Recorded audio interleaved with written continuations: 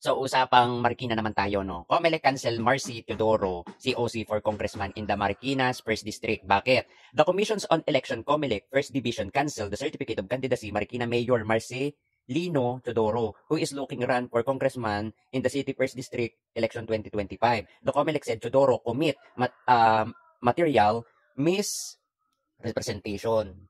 No, misrepresentation. The certificate of candidacy for the 2025 National Local and Election NLE as a regard is residency in Barangay San Roque in the 1st District. So, ibig sabihin, inansila pala yung certificate of candidacy nitong si Marcy Teodoro sa kadahilan ng hindi siya taga roon, hindi siya taga San Roque. Nagsinungaling siya, gumagamit siya ng ibang address. Bakit mo papayagan na makatakbo ang isang tao kung hindi ka naman talaga taga roon?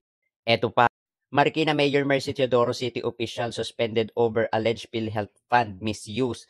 So ayan, sinuspindi siya ng 6 na buwan sa paggamit niya ng budget sa maling paraan.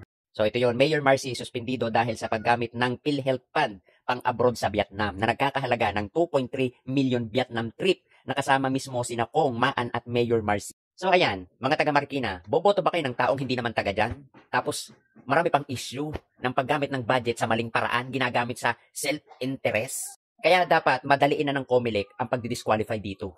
O talagang dapat i-disqualify na. Kasi bakit mo hahayaan o papayagan na makatakbo ang isang tao kung hindi naman siya taga roon? Tapos ang dami pang issue ng korupsyon at ang dami pang kaso sa ombudsman.